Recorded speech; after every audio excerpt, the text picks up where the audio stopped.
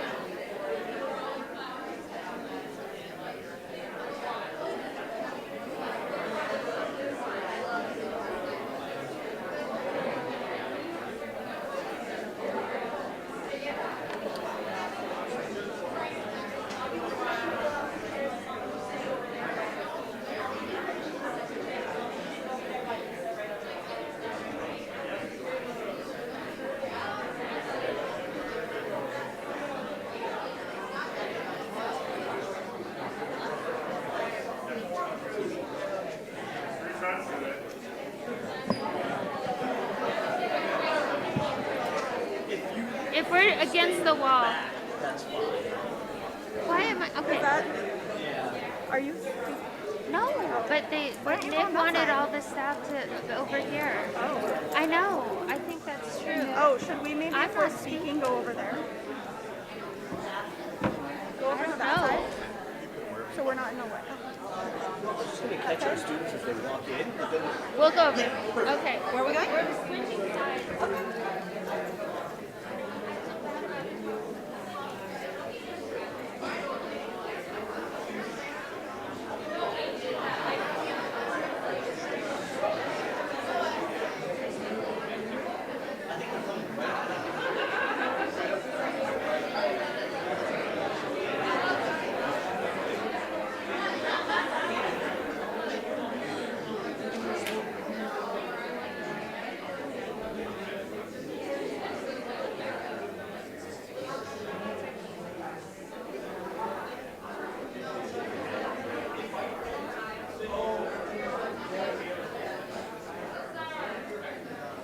There are still seats available in the front row, and so for those of you that are standing in the back, if you'd like to come up to the front row, that's wonderful. You'd be in a great position.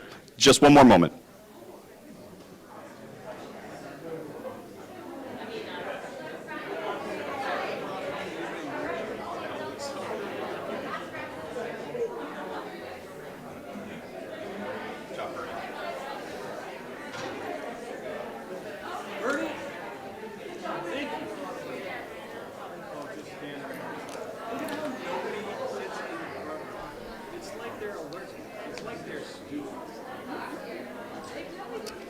Okay, good morning.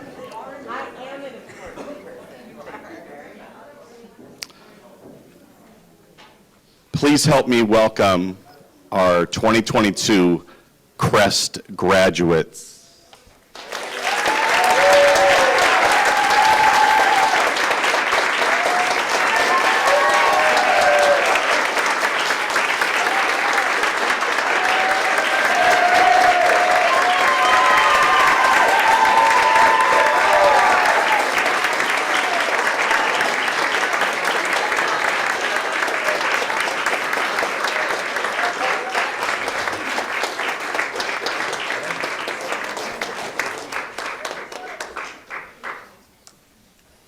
Okay, so welcome to Crest graduation. I'm Nick Wold. I'm our associate principal at the high school, and I support Crest.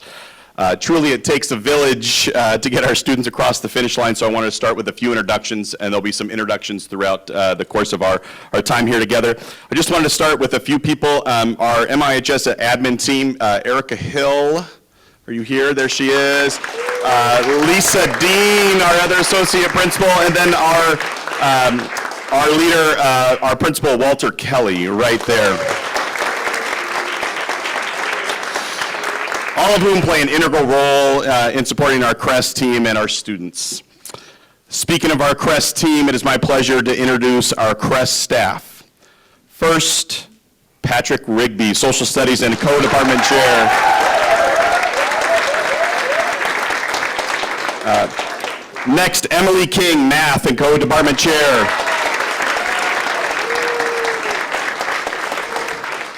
Carrie Thompson, English. Elise Forrester, Horticulture.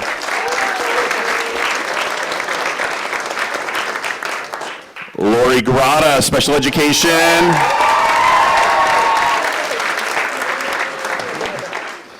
Jennifer Blazer, Special Education. Okay, so then we got Beverly Van Hartisveld, Administrative Assistant.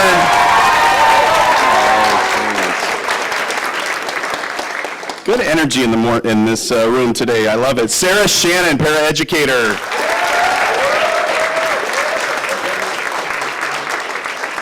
Courtney Taylor, Paraeducator. Janelle Honeycutt, Paraeducator.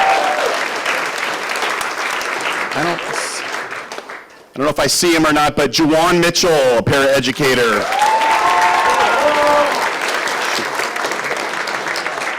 Okay, Tracy Waxlin, Paraeducator. And I don't see our last one, but Adil Chaudhry, Paraeducator.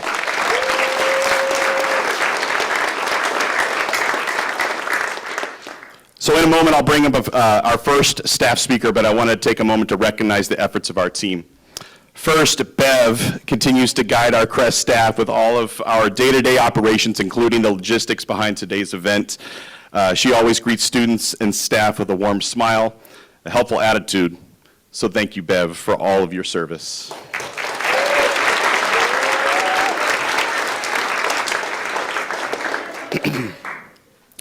As I thought about some of the core values that our Crest team emphasizes each year, and seeing some of our wonderful alumni who have come back to Crest graduation today, relationships came first to mind. The Crest team focuses their efforts on building authentic relationships and have never wavered in their approach. They just keep pushing and working towards building culture and community for our students. They've built experiential learning opportunities and ways to help our students explore their learning and take it to new heights. Truly at Crest, students cannot hide from the learning. Relationships are one of the hallmarks of the Crest program, and I commend our staff for taking this approach each year and for never giving up despite the setbacks, because our students are worth it. And students, in following our Crest team's approach, you may be reflecting over your past 4 years you've learned and the things you've learned over at Crest. And while English, social studies, math, horticulture may be the vehicle for learning, the core values learned like resilience, grit, sacrifice, and determination are the outcomes. All of these skills are necessary to succeed in today's world, so we have a lot to celebrate over the next few days this week. Congratulations, seniors. Now let me kick it over to Carrie Thompson for our first staff speaker.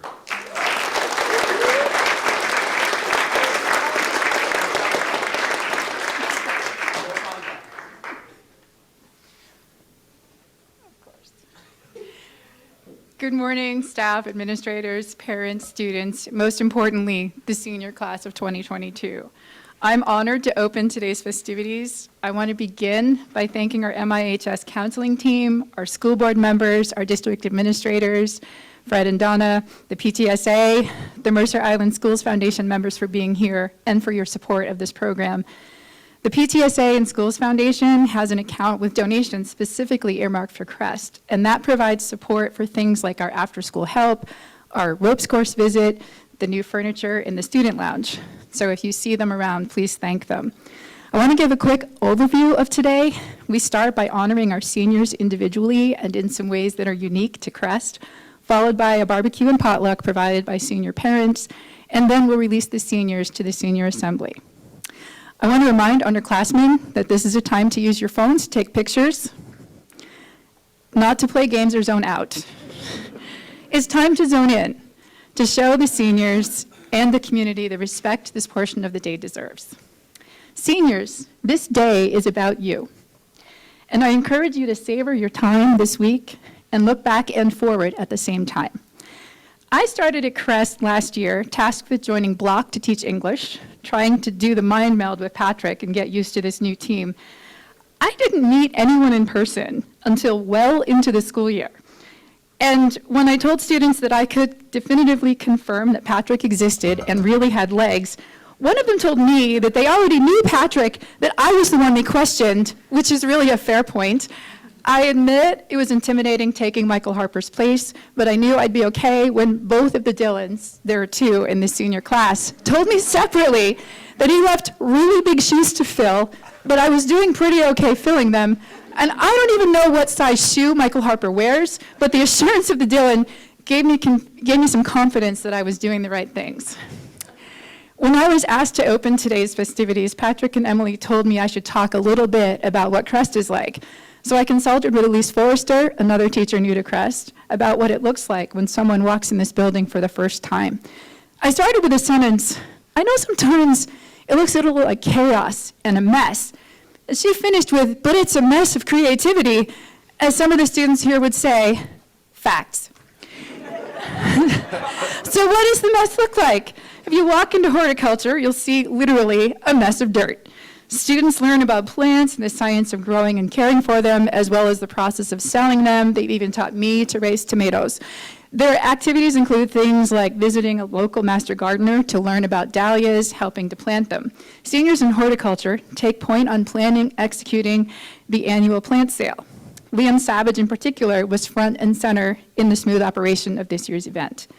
In Emily King's math class, you'll find students filling shapes with rice to discover volumetric principles in geometry, learning about statistics by designing, conducting, and analyzing surveys. You'd have found Jennifer Blazer's students creating fidget baskets for the whole building. I don't know if that was a good idea or not, but they're great.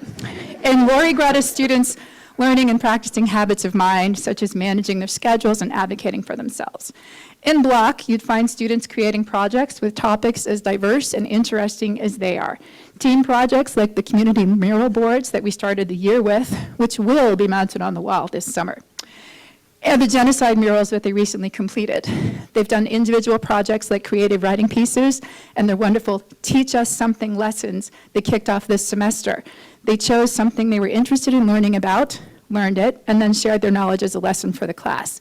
A quick side note, Ethan Hackman regularly told us on every exit ticket where we asked anything else we should know that pho is an overrated soup.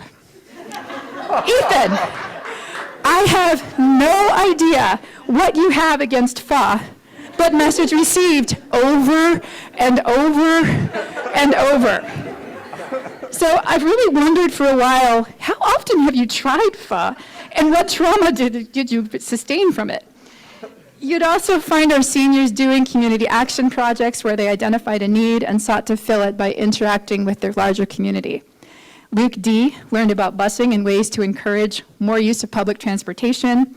Fenway encouraged students to learn more about opportunities for extra help here at MIHS. Lainey, America, Meg, and Samantha held a chocolate Seder to teach our community about Judaism and Jewish culture. Hanak and Dane raised money to send to the victims of genocide in Tigray, and then regaled us with their fundraising experience in the community, which included helping a random homeowner with an actively flooding basement. Ethan, Dylan C., and Liam created a mentorship program for our incoming students. Andrew taught us about ways to connect with the community better, and Dylan G. looked at food insecurity and mutual aid as a solution. His efforts included volunteering at a local program, as well as speaking at a King County board meeting to advocate for more support. I know this took a while to go through, but I share all of this as a way to tell you and show you the diversity of this senior class, as well as the kind of work that's done here. The Crest program is built on 4 pillars: grit, healthy relationships, community, and fun. When we plan anything, we try to tie our lessons and learning opportunities and goals to these 4 principles as our first priority. The class of 2022 experienced a global pandemic that interrupted their education and impacted their high school experience in profound ways anathema to every one of those pillars. Still, these seniors found ways to stay connected and have a little fun where they could. I have to tell you, there's nothing quite like a mass sing-along on a Zoom call. They consistently tried to make new community members, including myself, who've never been in person in this building, feel comfortable and understand the cherished traditions that make this program unique. This year, as we've slowly tried to return to some semblance of what was, our seniors have been models of kindness and resilience, helping us as a staff figure out ways to bring back traditions like Crest Giving and Crestivus, though modified for pandemic restrictions. And then this spring, we had Crest Fest, including a reptile visit that had students holding snakes and lizards and having an alligator sit on our heads for selfies. While the reptile guy assured us that alligator pee is sterile, I personally would not have continued to eat that snow cone.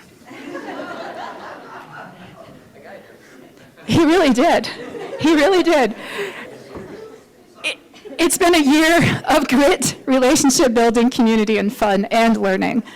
These seniors have been at the center of all of it, reviving, passing along cherished traditions, adding some new ones, and sharing their unique interests and thoughts along the way. Seniors, look out across this group, your teachers, your family, your loved ones, supporters, classmates, school community, and past graduates of Crest. We are all here to support you and celebrate your accomplishments. As you leave this building, know that you are now and always will be Cresties. And I hope you continue to be good humans who live by the values embodied in our 4 pillars. You know I gotta say this. Pursue your interests, have fun, and make good choices. If you always value the relationships and community first, those choices will generally be good ones. We're gonna shift now to honoring our seniors individually. So if you'll indulge listening to me a little longer, I'd like Andrew Wu to come up so we can talk about waffles and snowballs.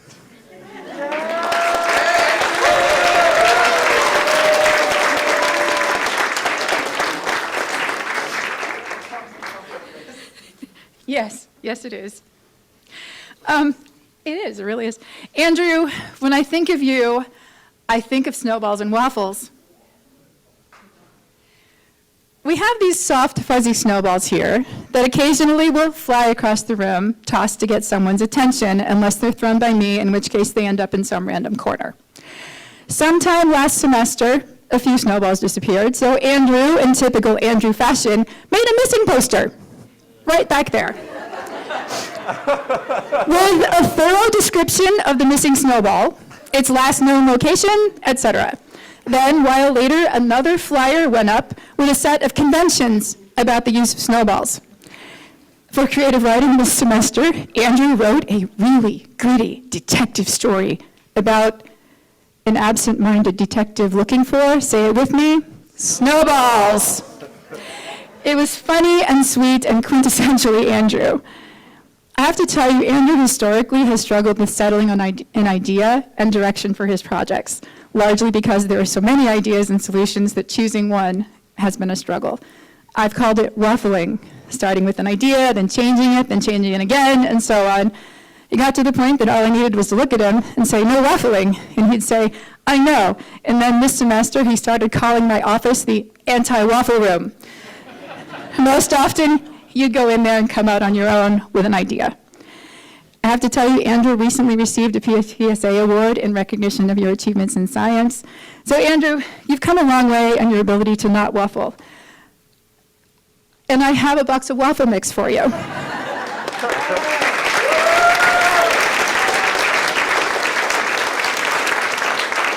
So I want you to remember that waffling is not useful, but waffles themselves are super tasty, and you can put all the toppings on them that you want.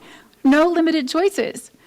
So if you limit the waffles to the breakfast table or the waffle bar, you'll be just fine. Andrew, I wish you the best as you head off to Colorado School of Mines, and I can't think of a better place for you. It's a prime location for finding snowballs. And it's suitably nerdy for a math lover's dream school. And really, there is not a college cafeteria made that does not have a regular waffle bar. So Andrew, congratulations. You got this.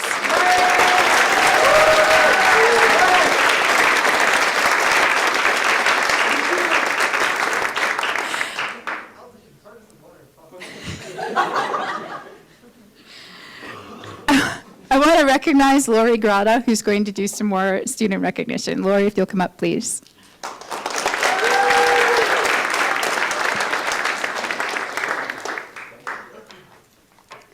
Hi. Hello. Welcome, everybody. Today, I have the honor to recognize 3 seniors, so you guys are going to have to listen to me talk for a little bit, but that's okay, because I'm a talker. So the first one I'm going to start with is I have the honor today to speak about Lainey Schwartz. Lainey has been a student of mine for 2 years now, and when I first met Lainey,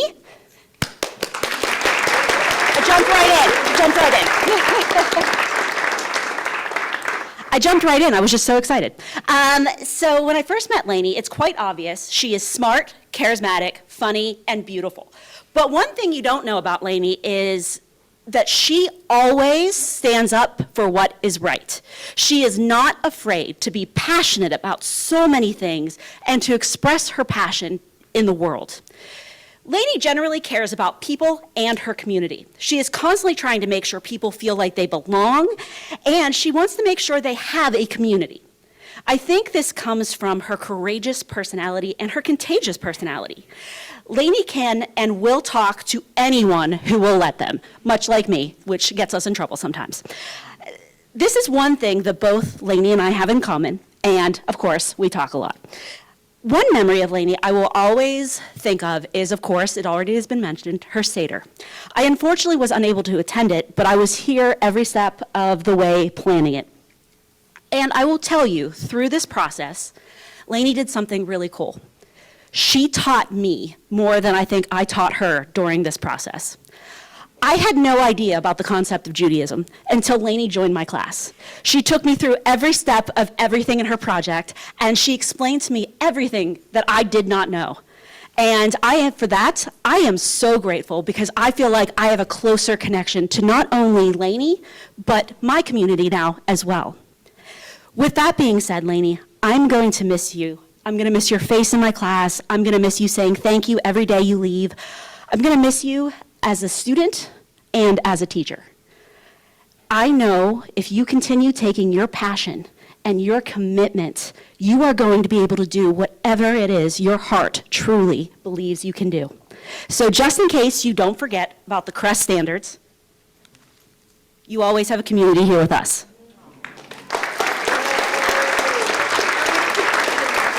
I know. Oh, wait, Lainey. Okay.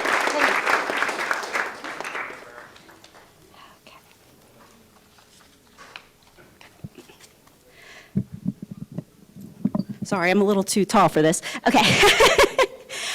Next, I have the honor of honoring Luke Doucette.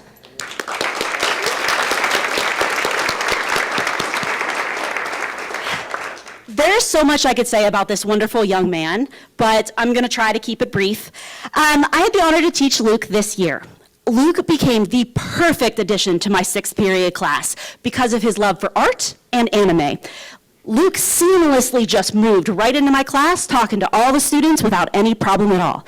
And we found out we connected through our passion for animation. Luke's creativity and positive attitude in my 6th period class shined daily. Whether it was Emily and Luke decorating my board with amazing anime pictures, or it was Luke coming in to work on his math and writing, it didn't matter. Luke was coming in with a smile on his face, getting his work done, and always positive while doing it. I honestly could not remember my class without Luke in it. One cannot speak of Luke without talking about his insightfulness. The one thing I really need to honor Luke about is his ability to listen. Not many teens can sit, listen, and engage in a conversation about the real world and give their honest opinion in a respectful manner. Luke is the epitome of being able to speak respectfully. I've never met a teenager like him to be able to do that. Luke is not afraid to stand up for what is right and what he feels his morals stand for. So, Luke, as you're about to turn the page into your next chapter, I'm excited to see what happens. Just continue listening and continue that positive, wonderful attitude and continue with your talent. And I know someday I'm going to see your name in some sort of animated show on Netflix without a doubt.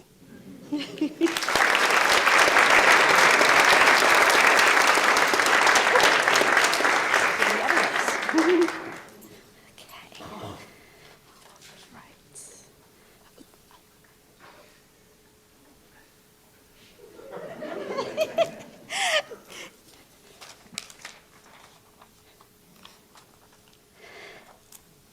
Last but not least, I get the honor to speak about Ethan Hackman.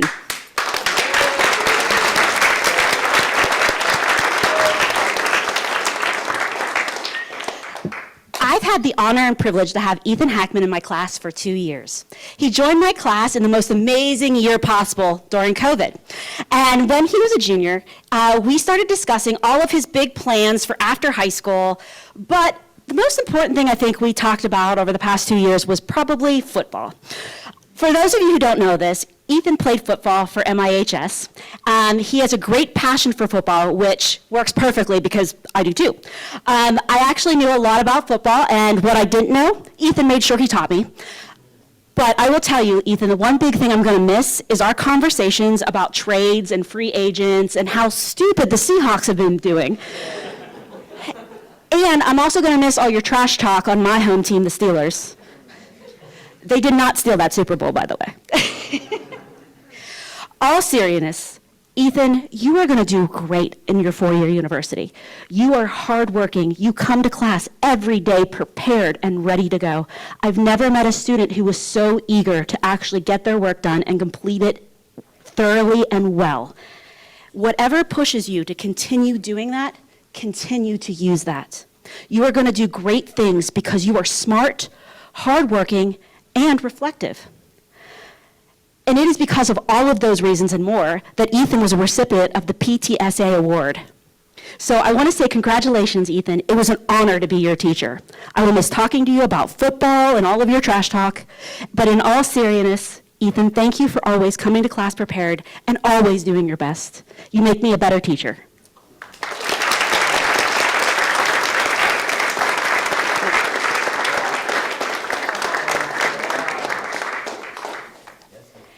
And it's with honor that I get to call up Patrick Rigby.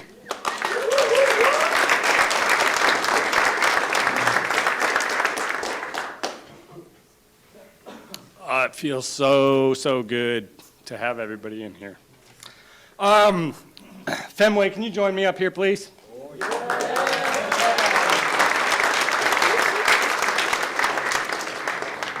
Fenway Rowland, he joined us midway through his junior year. He's one of those students that needs just a little bit more to support any sort of non-preferred areas, like English, social studies, math, science.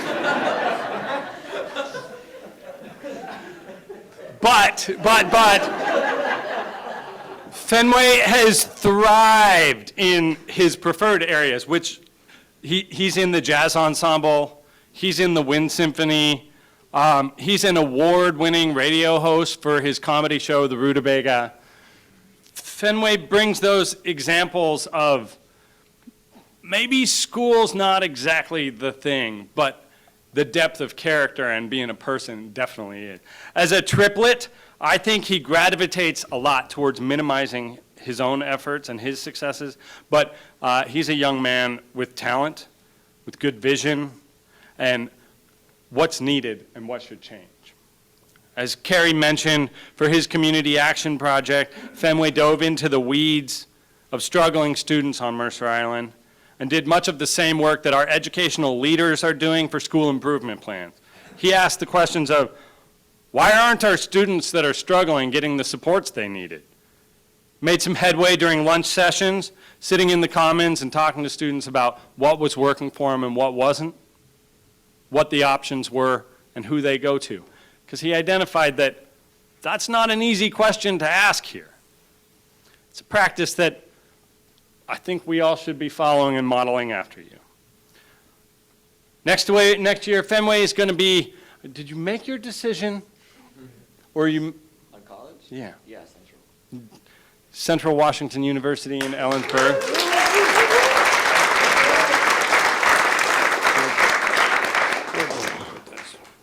Fenway, congratulations.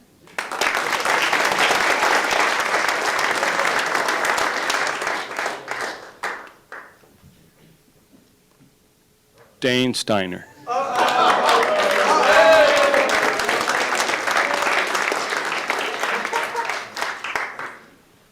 Dane walked in the door here as a goofy ninth grade baseball player, far more interested in video games, baseball, and SpongeBob SquarePants than anything related to school. And he leaves having reduced the amount of video games he plays. Baseball and SpongeBob are still like number 1 and 2 from everything I can tell. Dane doesn't meet the stereotype of who you might think a Crest student would be. He loves math and science and business. He's a jock. But this is an environment that let him choose projects based on his own personal interest. And he's become a community leader, supporter, and a defender of this program in many of the spaces on this island where there are often whispers about what Crest is and isn't. He tends to speak truth to that. While maintaining his absolute goofiness, Dane has also shown persistence and grit. He was one of the young men who contracted myocarditis from the COVID vaccine. He's overcome sitting out a season of baseball, but was a constant supporter of his team from the sidelines. He's back, he's working hard, he's spreading joy, he's talking about SpongeBob. Next year, he'll bring his big goofy smile and hard work to Whitman University, where I know that he'll thrive. Whitman? Oh, I'm sorry.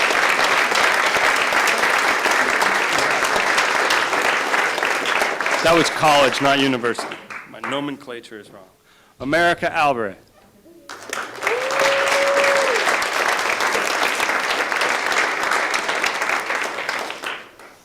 There are stereotypes about who attends Mercer Island and who doesn't.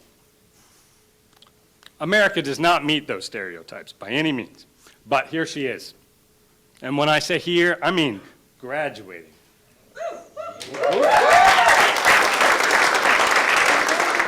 Graduation for America was a goal that was constant. It was not easily in reach, but the hard work and persistence maintained. She's overcome more barriers than most adults in their lives will face and challenge, and she's done it with grace and poise and the willingness to ask for help when it's needed.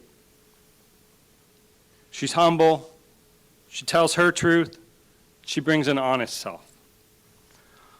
Over the past 3 years, America and I have had countless conversations in my office. We talk about school, about work, about life, about religion, about relationships, about all of the human stuff. The path to get here has been windy and bumpy for her, but the obstacles faced will have her more prepared, more compassionate, a more critical thinker, and an excellent listener in her next steps. Next year, America plans to attend Bellevue College and will bring these skills to thrive as she continues education.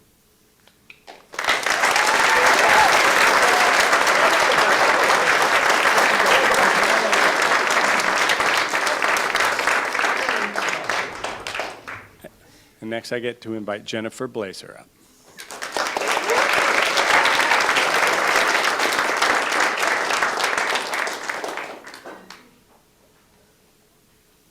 Lawson, you have to come up here.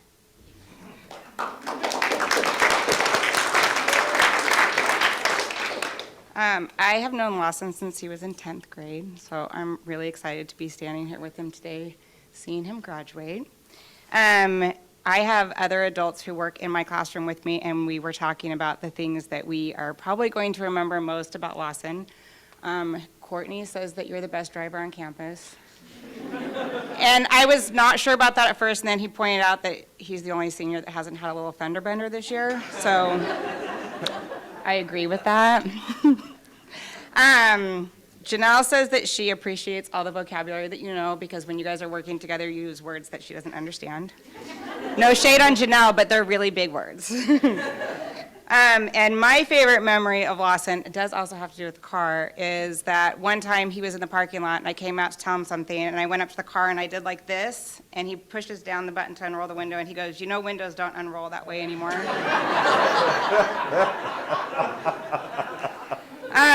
Lawson has a great hardworking attitude. He is very honest, even if he tells me things that I don't want to hear, like I didn't finish my homework last night. But he's very honest about it.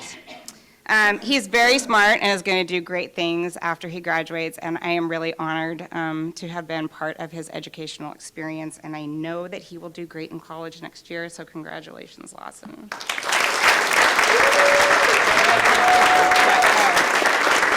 I don't know who the principals are, but I'll get to them. Grace.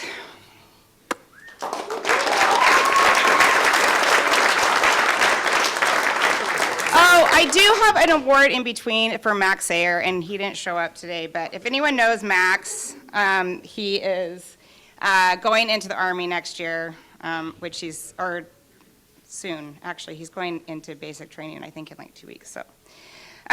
So Grace, okay, we're gonna go over our favorite stories. Janelle's is Poker Face.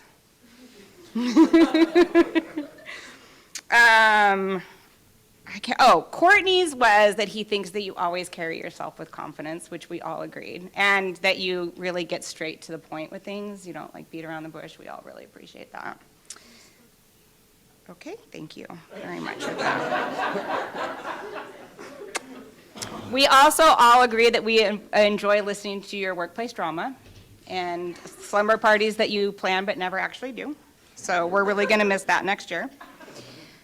Grace started my class during COVID and remote learning, which was interesting because we all had to kind of get to know each other on a computer, and so we had to navigate remote learning, figuring each other out, all of those things in a very different environment. When we finally got into the classroom, it was easy to see how fun and enjoyable Grace was. I mean, she was on Zoom, but it was much different when we were in person.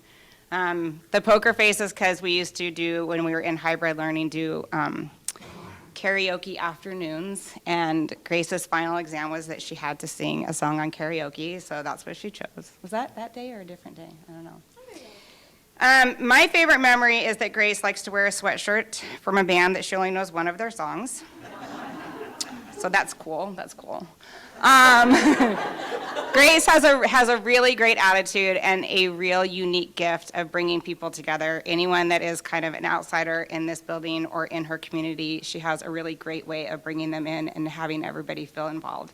So we have been very fortunate to have her in our class. I'm happy that she's graduating. It's going to be a little sad next year. But I do want to say, Grace, I'm probably not going to miss you, but Skipper says that he will. So just keep him in mind next year when you want to touch base. Thank you.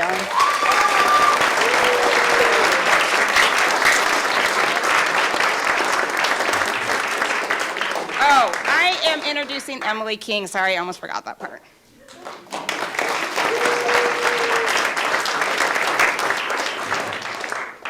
All right, Mr. Anderson.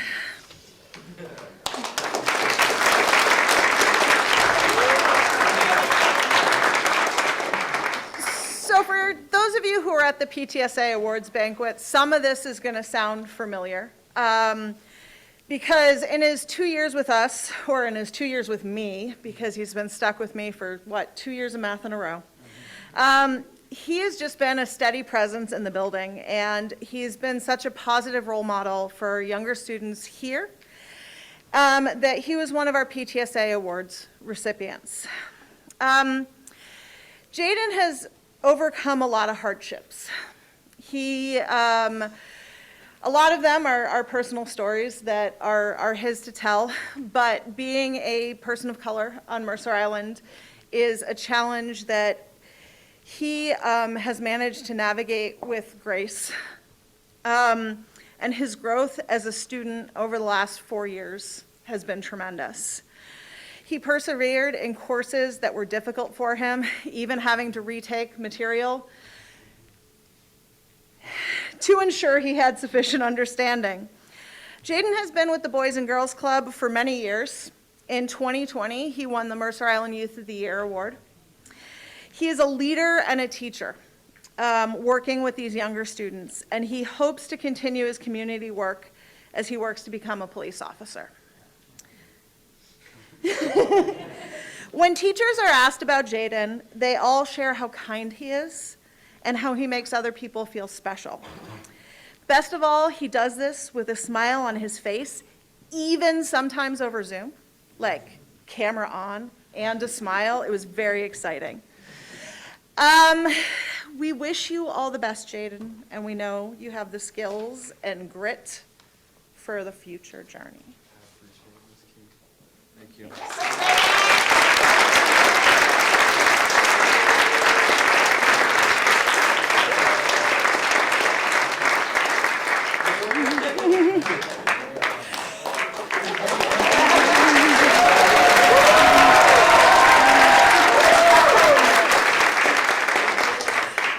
Well, by that applause, you can understand how special Hanak is.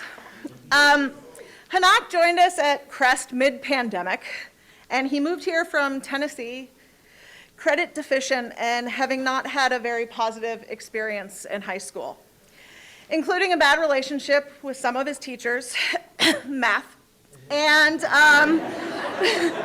sometimes some other students.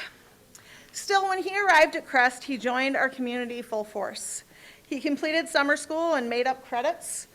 He managed to put up with me for 2 periods of math this year in order to graduate on time. Luckily, while writing this speech, I was able to learn some fascinating things from sibling research.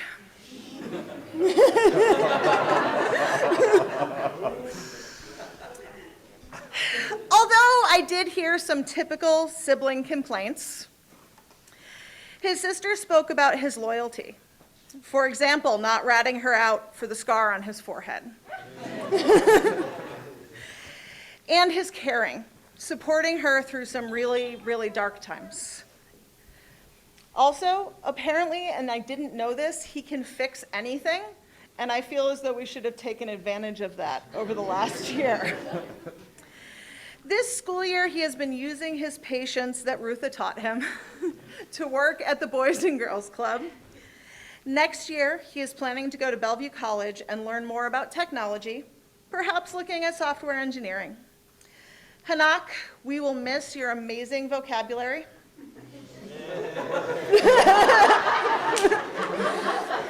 But good luck on your next steps. You got this.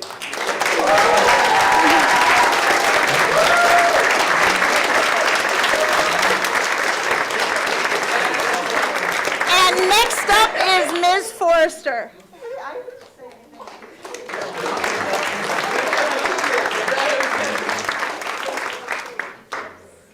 All right.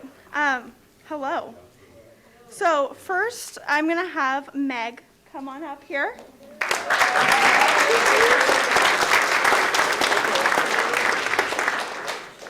Meg has been part of Crest longer than I have, but this year, getting to know her in horticulture has been one of my highlights of the year. Meg always comes in with a smile, a positive attitude, and asks how she can help in the classroom.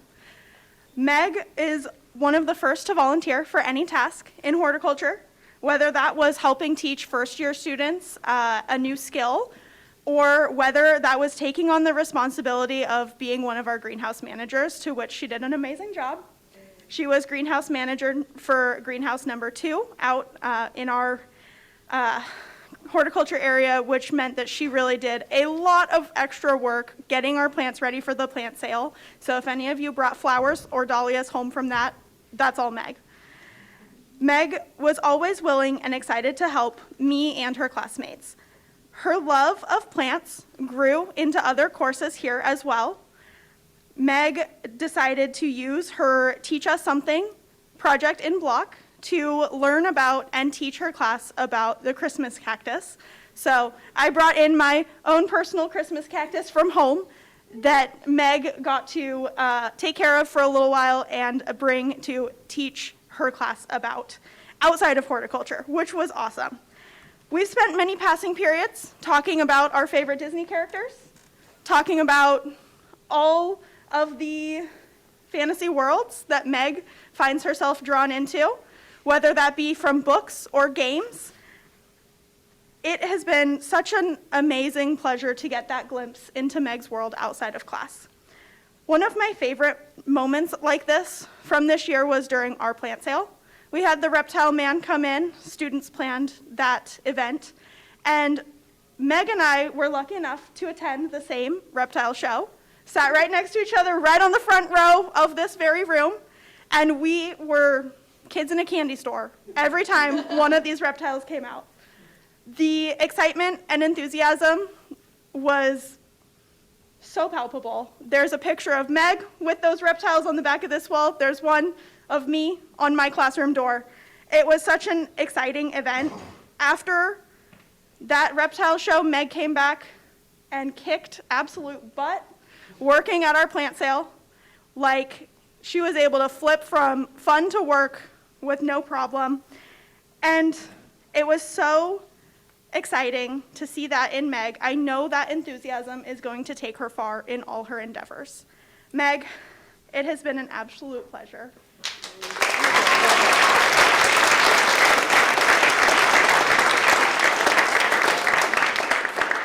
All right, for our last couple of students, we have not only graduation, but a couple of awards to go through as well. Liam, come on up.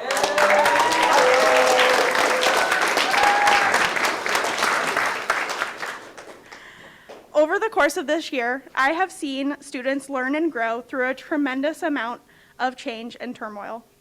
Through this time, Liam blossomed as a leader in many ways.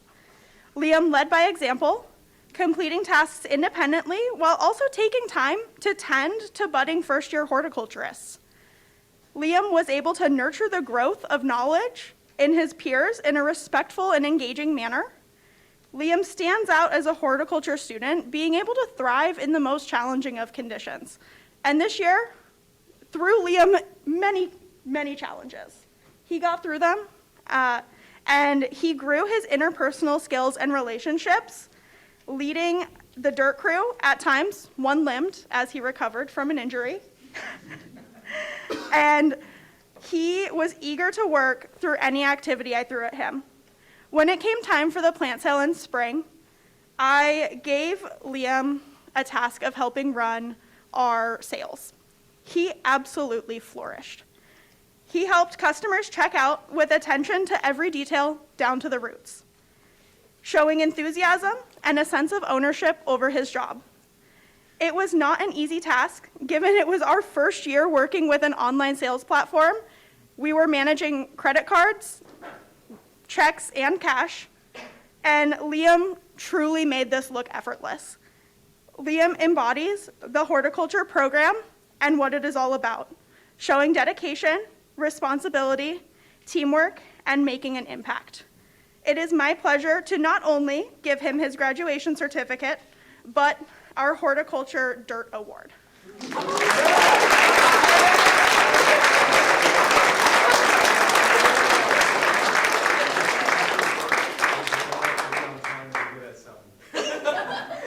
Yes, you do not always have to be on time to be good at something. I was not on time once to that class. One time. He was on time one time. With that, Carrie is going to give some of the other awards.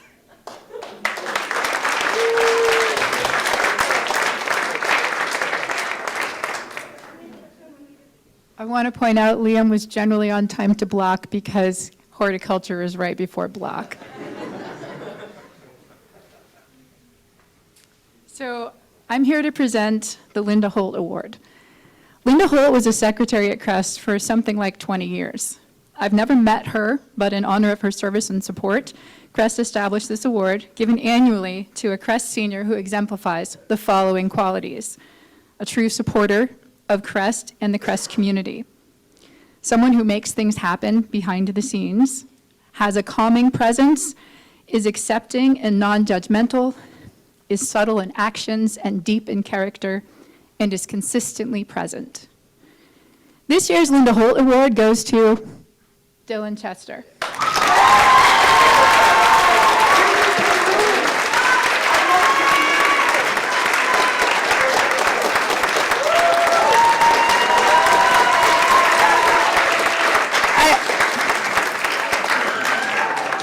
I'm an English teacher. I got a lot to say. When we were talking about which senior exemplified this award, Dylan immediately came to mind as our unanimous choice. There's so many reasons why that I had trouble choosing just a few. If I had to choose a student who believes in what Crest offers for students, it's Dylan. Earlier this year, we had members of the school board and district administration come through for a tour where they talked to Crest students about the program and about MIHS. Dylan came away from that meeting with the personal contact information of at least one administrator and a school board member, and then offered to email them advocating for some things for Crest. He probably did. That's where the snow cone machine came from.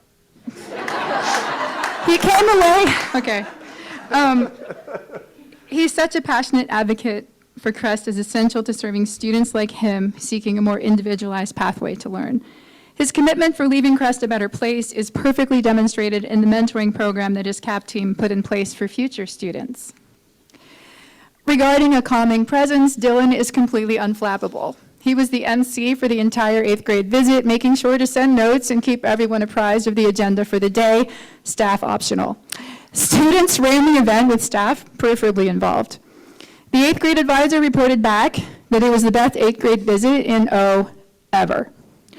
Then last week, when Dylan was here for the Pride event and it came to light that the group organizing it hadn't given much thought to food, Dylan quickly went shopping and brought back snacks and drinks for everyone.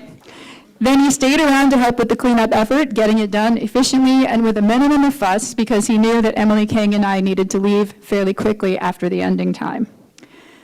Making things happen behind the scenes is something Dylan does consistently. He often brings food to share with this community. Last week, my creative writing staff for the school's literary magazine was here very late trying to get it to the printer. We were working Wednesday from the end of school until well into the evening. Around dinner time, we were all hungry. So I asked Liam, Dylan's younger brother, if he could reach out to Dylan and see if he'd bring us pizza if I ordered it. Because who needs DoorDash if you've got Dylan Dash? And sure enough, he did. He showed up with pizza and then stuck around and kept us company for a while we worked. And this wasn't even a Crest event, and most of the students weren't even Cresties. It was just Dylan being Dylan. Dylan's acceptance of everyone is evident in the relationships he's built within this community. Patrick likes to say that his goal is that by the end of the year, every student in block will be able to say something about every other student in block. Dylan made that a personal mission this year, to the point that he knows many students from both blocks, AM and PM. He's only in one of them. My guess is Dylan could share stories about all of them. The thing that strikes me most about Dylan is your presence. Last year, Dylan was one of the few students in block who consistently kept his camera on and had thoughts and ideas to share with the class. This year, we've all seen you build on that.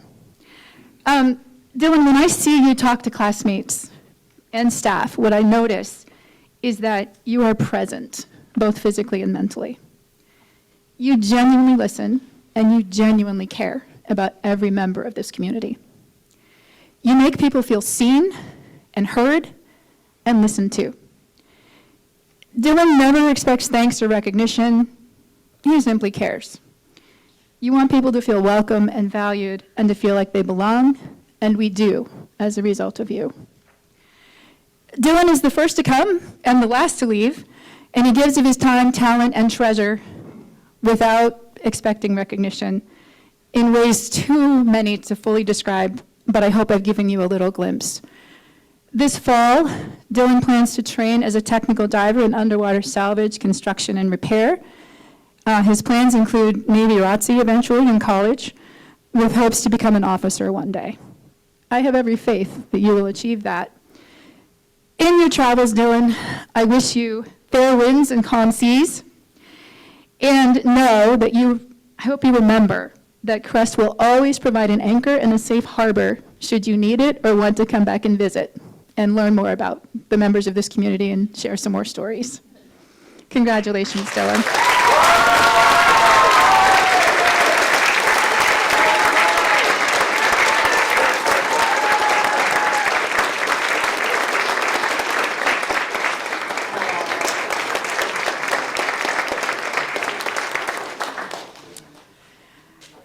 now Patrick Rigby will come back up to award our Founders Award.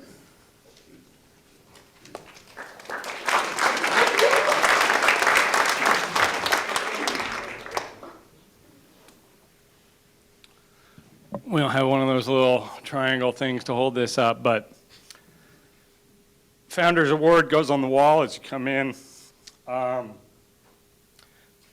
This program is 50 years old. And that's just like sort of outstanding to me. I am a product of this place. I grew up here. I look at Susie, and so giving this award's really hard. These were my teachers. I'll read what it's about. In honor of the 4 founders, Crest Learning Center, Karen Hagan, Patty North, Dottie Roberts, Michael Hagan, this award is created in the spring of 2002 to be given annually to a senior who exemplifies the following qualities: has displayed an independent spirit, has successfully overcome difficulties, has demonstrated integrity and self-motivation, has shown appreciation and respect for the community, has achieved a degree of positive change in his or her life, and has identified a path for his life after high school. Dylan Gustich, join me. Process of elimination.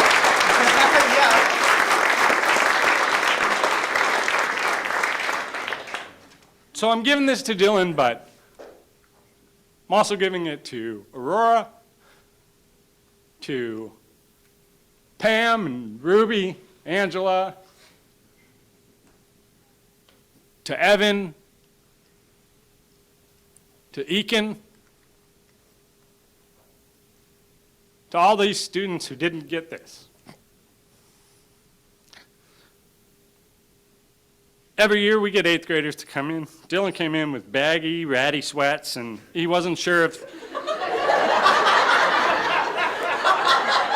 he wasn't sure if this was his spot, but he chose to stay. He did pretty well his freshman year. He was consistently present. He would take an occasional walk in the woods, though. I'd be like, dude, where did you go? And he's like, well, sometimes I just need a me moment. So I go. I said, well, you got to tell us first. And he's like, yeah. And he didn't. He was so successful freshman year, his plan for sophomore year was to be an honor student at Mercer High School. More of a normie. But that was not successful. Dylan experienced mental health struggles substantially. His world turned upside down. But this was his safe place, so this is where he came back to. When he came back, he's the only underclassman I've ever worked with when given the opportunity to research a historical person or event, he chose to highlight, wait for it, French existentialism. It's pretty amusing. What was supposed to be a 2 to 3 minute presentation about something from the 1940s was a 10-minute seminar about the relationship between the rise of fascism in Europe with the rise of nihilism, concepts of the absurd, the value of the works of Sartre and Camus, and how they can bring a sense of purpose in today's world. And unlike the majority of students at a high school or college or adult level, he actually had already read those books, understood them, and wanted to know more. In the 2 following years, he's thrived. The alternative pathway has worked for him. Dylan is graduating high school, taking more non-Mercer Island High School classes than classes up at the main campus. That includes 45 credits at Bellevue College, encompassing their most difficult math courses like discrete mathematics and vector calculus. And while he engages in this rigorous coursework, Dylan has consistently made the time to be a community leader in this building. He's constantly, nonstop, helping younger students complete their projects and feel safe in this space. He's always available to be for no credit, because he's not even in the class, a help to somebody who just needs somebody to stand in.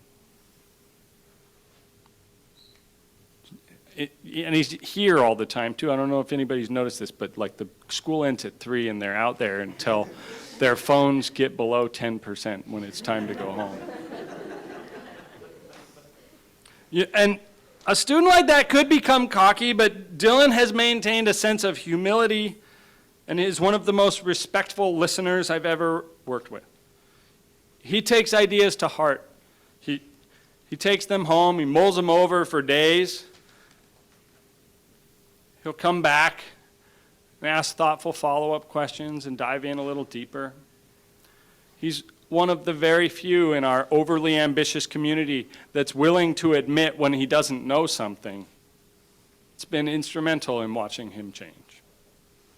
Next year, Dylan's heading to Oregon State University, having been accepted to their honors college.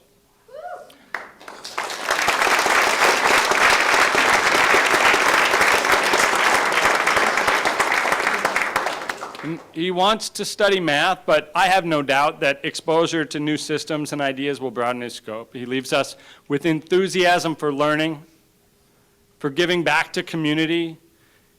He has one of the strongest drives to bring equity to an unjust society. I am incredibly inspired to see what he brings as a leader in our communities. He leaves us better. He set the tone for what's possible in this program. His impact's inspiring to teachers, to counselors, to students. He will leave us with gaping holes for subtle leadership and incredible insights. So next year's juniors, seniors, those are your holes to fill. Dylan, from all of Crest, we wish you our best. We look forward to seeing you in these events as an audience member. Come back every time.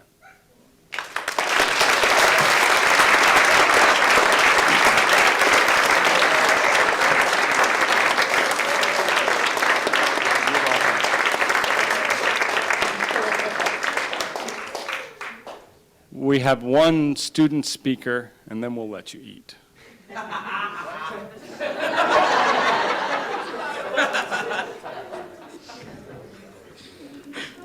right, sorry, 1 second. I'm terrified of microphones. I got feedback one time, really bad. Thank you. So, my name is Dylan, and I came to Crest a little bit broken. I was a bright socialite in a beaten-up shell. My innate enthusiasm for life, learning, ground down by the institutions responsible for helping it grow. While it wasn't an overnight recovery, here I found a community where I could rest. Patrick, Michael, and later Carrie, created an environment that recognized my strengths as well as my weaknesses and strove to teach me, not just the classroom. Sure enough, the care they showed me as a person left me with more energy in my life that no longer had to be spent staying alive and could be put to work helping me grow. COVID hit, and I was plunged like so many others into a murky unknown. But unlike so many others, this didn't feel so much like a purgatory as it did a Bacta tank or a womb. I found myself, my turn. I found myself during those 15 months and returned stronger than ever. When I did, I found the same community that had been so good to me before we left. 2 weeks ago, an 18-year-old gunman killed 19 children. We all know this isn't the first time this has happened. There is a mental health crisis in this country, and the path forward is fraught, unknown, and terrifying. I don't know what the solution is, but I believe that small, supportive, local communities play a part. My experience with Crest was that it was just that. When we returned, I, along with a handful of other upperclassmen, felt a responsibility to pay back that which we felt we had been gifted. Us seniors just completed our civil or community action project where we interacted with local communities to address a problem. Hackman, Liam, and I commandeered the 8th grade tour of the building, along with a team of other students, to connect high schoolers with incoming freshmen so they'd have some familiar faces upon arriving. This was all done with the experience that we felt like we had not had those connections when we got here, and we didn't want anyone else to ever feel like that again. It was an emotionally charged project for me, and I'd like to read you all a piece of my reflection from it. The lesson that I took away from this project was that making change in a community requires the people doing it to care about it. It can't be done for a grade, it must be done for the people within it. Walking between the student groups, I appreciated just how much power the citizens of a community have without being leaders or organizers. While it took a team to make it happen, it took a community to make it succeed. If I had the time, I would like to have individually thanked each of you who has participated in my journey over the last 17 years. The daily interactions with y'all have been the most valuable aspect of my time at Crest, whether it be Chernikov and Andrew's analysis of aviation and engineering jokes and news stories that I don't get, Dylan's ability to communicate in ways whose strangeness is only matched by my ability to understand him, Ash's and Alessandra's somehow untiring enthusiasm for my presence, or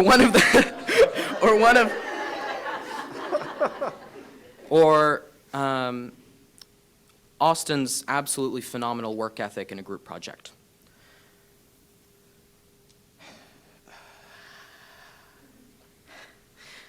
Or the many other hundreds of confusing, sweet, sad, tense, and bizarre interactions I've had with y'all. From the deepest levels of my heart, you guys have made this year awesome, and I've appreciated you enormously for it. Unfortunately, I don't have time, so instead, I'd like to thank my mom, Shada, for her unwavering emotional support, wisdom, and compassion she's shown me my whole life. My dad and grandmother, Kevin and Britt, for showing me things I'd have never thought possible. And my brother, Liam, for being the smartest, most loving little gremlin and partner in crime I could have asked for. I hope that the community continues to provide others what it's provided me, and I'm honored to have had the opportunity to be a part of it. Thank you.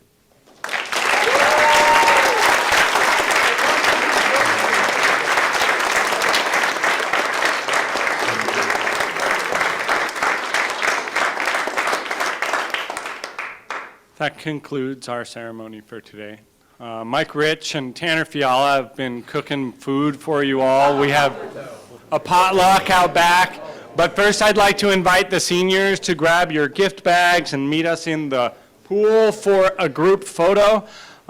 We will be here for interaction and hangouts for the next couple of hours.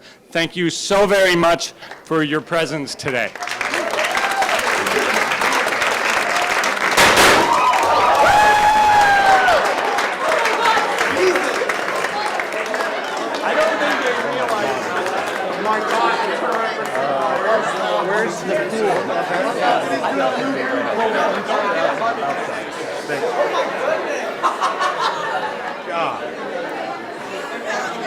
Maybe too soon.